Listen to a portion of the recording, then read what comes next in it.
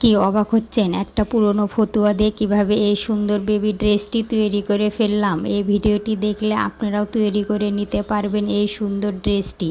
তার আগে আমার চ্যানেলে যারা নতুন, প্লিজ চ্যানেলটি সাবস্ক্রাইব করে পাশে থাকা বেল আইকনে প্রেস করে রাখুন। আর যারা সাবস্ক্রাইব করেছেন তাদেরকে জানাই অসংখ্য ধন্যবাদ। প্রথমে এইভাবে বোতামগুলো খুলে নিব, এরপর হাতা দুটো কাটিং করে নিব। আইডিয়াটা ভালো লেগে থাকলে অবশ্যই একটু লাইক দিয়ে যাবেন। এরপর সামনের পাটে মাঝ বরাবর ভাঁজ দিয়ে কাটিং করে নিব। দেখুন এখানে আমি লম্বা নিব 18 ইঞ্চি এবং গলার চওড়া নিব 2 ইঞ্চি, লম্বা নিব 2.5 ইঞ্চি। এটা আমি সামনের পাট কাটিং করে নিচ্ছি। এবার গোল শেপে একটা মার্জিন দিয়ে নিব। এখানে আমি কাঁধ নিব 3 ইঞ্চি এবং মহড়ার লম্বা 5 ইঞ্চি নিয়ে চারকোণে একটা শেপ দিয়ে নিব। বডি নিব 7 ইঞ্চি, এখানে 7.5 ইঞ্চিতে একটা চিহ্ন দিয়ে নিব। এরপর কোমরে রাখব 7 ইঞ্চি, দুইটার মাঝখানে 6 ইঞ্চিতে একটা চিহ্ন দিয়ে নিব। নিচে ঘের রাখবো 9 ইঞ্চির মতো।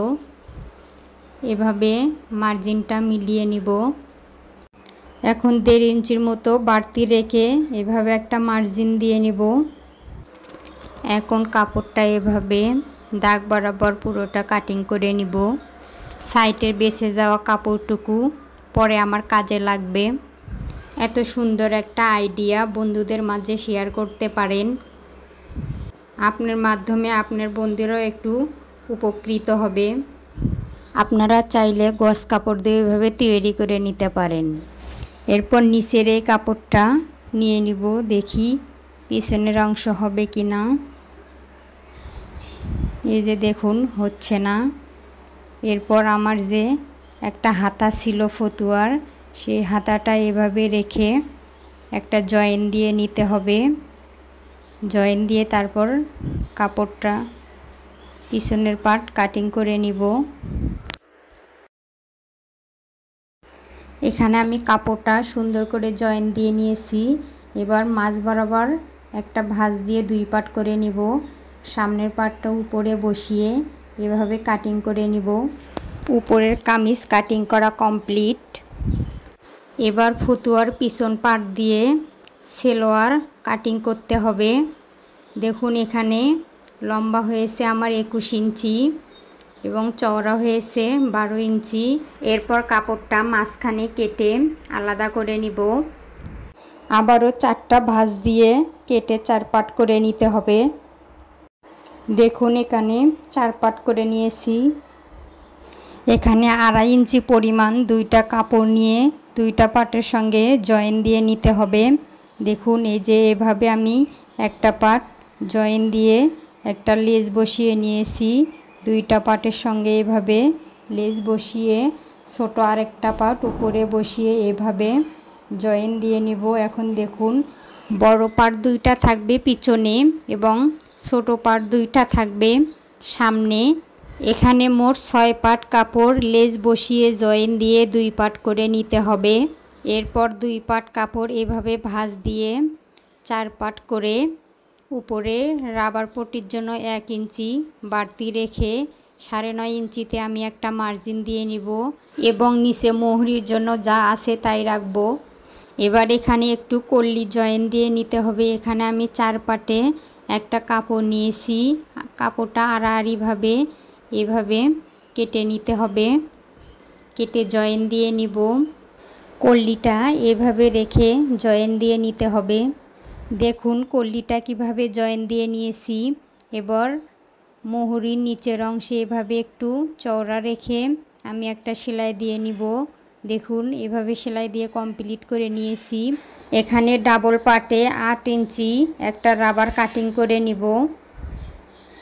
এবার রাবারটা এভাবে সেলাই দিয়ে আটকিয়ে নিব।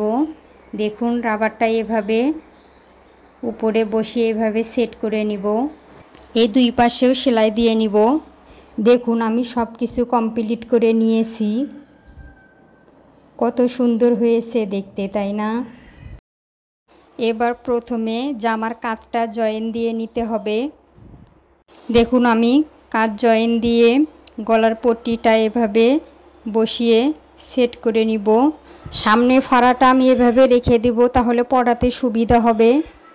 এরপর দেখুন হাতার যে আরেকটা অংশ ছিল এইটা আমি এভাবে কেটে নিব হাতায় দেওয়ার জন্য। দেখুন এভাবে কেটে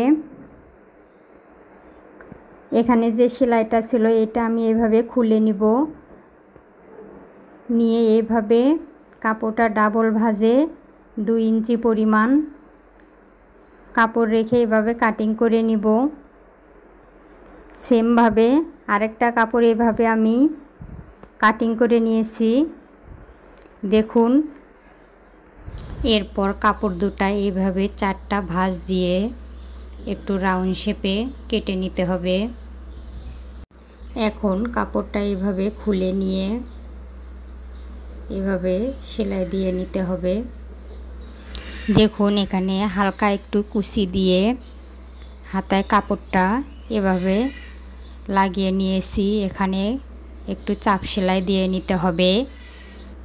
এখন বডির মাপ অনুযায়ী এবং কতটুকু ফাড়া রাখবেন এই অনুযায়ী 2 সাইডে সেলাই দিয়ে নিতে হবে।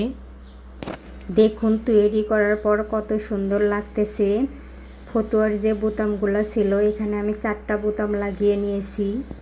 দেখুন পিছনের জয়েন্টটা কিন্তু একটুও বোঝা যাচ্ছে না।